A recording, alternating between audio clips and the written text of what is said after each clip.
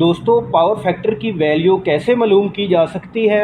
तो मैंने एक वीडियो पहले बनाई थी जिसमें मैंने बताया था कि हम किसी भी लोड के हिसाब से 3 फेज़ ब्रेकर का इंतखाब कैसे कर सकते हैं कि हमने कितने एम्पेयर का ब्रेकर जो है वो इस्तेमाल करना है। तो मुझे आप दोस्तों ने कमेंट किए थे कि ये जो पावर फैक्टर हम उस वैल्यू में ऐड करते हैं, इसकी वैल्यू हमें किस तरह से पता लग सकती है, तो उसके बारे में आज मैं आपको फार्मूला बताऊँगा। तो आपने अक्सर जगह पर देखा होगा कि वहाँ पर लिखा होता है कॉस थीटा। कॉस थीटा असल में पावर फैक्टर ही होता है। कॉस थीटा या पावर फैक्टर, उसकी वैल्यू को इस तरह से शो किया जाता है जैसे 0.8, 0.9, यानी कि ये इतना पावर फैक्टर है। और इसी तरह वन जो होता है पावर फैक्टर यानी कि यूनिटी, ये तो होता नहीं है, लेकिन हम कोशिश क्या करते हैं कि हमारा पावर फैक्टर यूनिटी के बिल्कुल करीब रहे, जैसे कि 0.99। तो हम इसको इम्प्रूव करने के लिए क्या करते हैं कि हम कैपेसिटर्स का इस्तेमाल करते हैं। कैपेसिटर की मदद से हम क्या करते हैं कि अपने पावर फैक्टर को इम्प्रूव करते हैं। पावर फैक्टर को इम्प्रूव करने के क्या फ़ायदे हैं, उसके बारे में वैसे पहले भी मैंने ऑलरेडी एक वीडियो बना रखी है। तो चलिए, आज की वीडियो में हमारा जो मकसद है वो पावर फैक्टर की वैल्यू को मालूम करना है। तो सबसे पहले हम पावर फैक्टर को दो तरीक़ों से मालूम कर सकते हैं। पहली चीज़ है अपने लोड के हवाले से, कि जो हमारा लोड चल रहा है उसके हवाले से, और दूसरी चीज़ है हम एनर्जी मीटर की मदद से।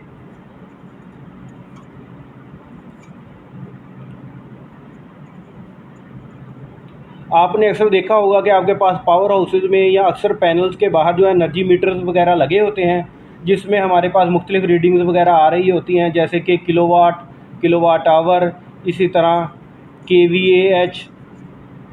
तो इसकी मदद से हम अपने पावर फैक्टर को किस तरह से निकाल सकते हैं उसके बारे में मैं आपको बताऊंगा, और लोड के हवाले से भी। तो लोड के हवाले से सबसे पहले बताता हूँ, उसका फार्मूला बताता हूँ। उसका फार्मूला ये है कि कॉस थीटा या power factor is equal to power, और उसके नीचे आपने करना है 3√, ज़रब वोल्टेज, और ज़रब आपका करंट आ जाएगा।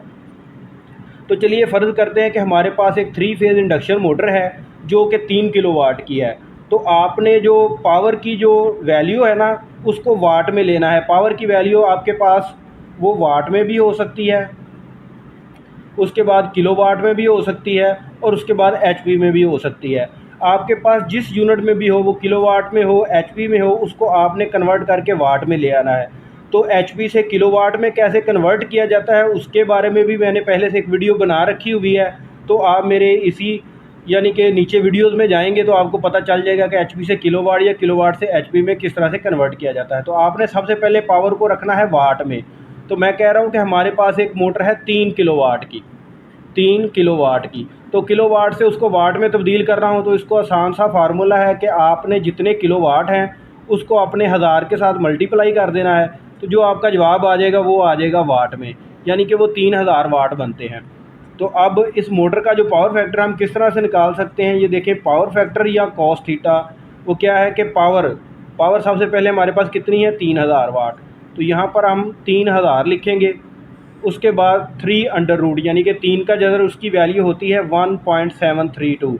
आप किसी भी कैलकुलेटर की मदद से ये वैल्यू वैसे निकाल सकते हैं। उसके बाद ज़रब हमारे पास 3 फेज़ मोटर है तो 415 वोल्टेज मैं यहाँ पर लिख दूँगा, और इसका हमारे पास जो एस्टिमेटेड करंट है वो तकरीबन 5.25 एम्पेयर है। आप एम्पेयर मीटर की मदद से भी ले सकते हैं। अगर आपके पास ये वैल्यूज़ मौजूद हैं तो आप इसकी वजह से अपना पावर फैक्टर मालूम कर सकते हैं। तो अब हम इसको कैलकुलेट करते हैं। कैलकुलेट करने के पास जो हमारे पास जवाब आता है वो 0.79, यानी कि इस सिस्टम पे जिस पे हमने ये 3 किलोवाट की मोटर को चलाया है, हमारे पावर फैक्टर की वैल्यू इस वक्त 0.79 आ रही है। तो इसको हम कैपेसिटर की मदद से मज़ीद इम्प्रूव भी कर सकते हैं। हमारी कोशिश ये होती है कि हमारा पावर फैक्टर यूनिटी के बिल्कुल करीब हो, यानी कि 0.99। ये एक बेस्ट पावर फैक्टर है जो कि आपके बिल में भी कमी का बायस बनता है, और भी इसके काफ़ी फ़ायदे हैं। अब बात करते हैं कि एनर्जी मीटर, यानी कि एनर्जी मीटर की मदद से हम अपने पावर फैक्टर को किस तरह से फाइंड कर सकते हैं। तो उसके लिए मैंने आपको बताया था कि उसके ऊपर मुख्तलिफ रीडिंग्स आ रही होती हैं, जैसे कि किलोवाट आवर, kVAH।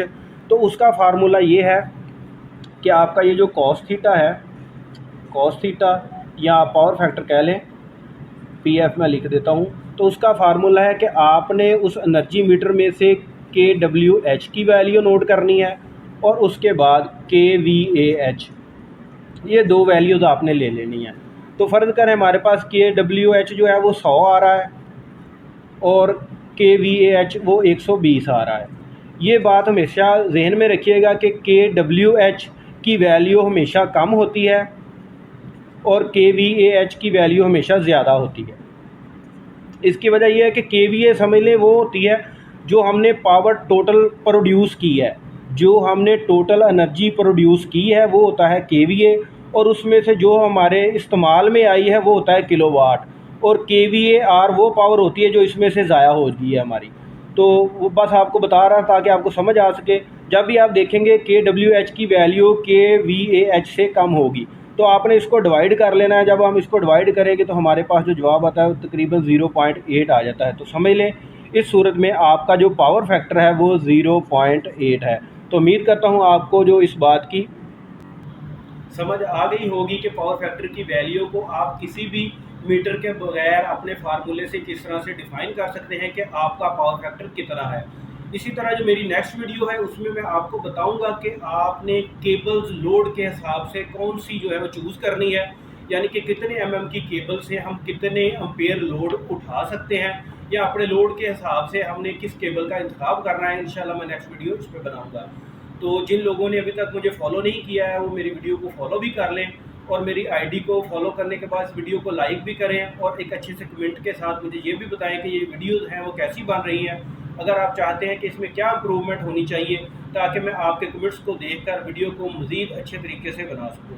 अब मुझे इजाज़त दीजिए, दुआ में याद रखें।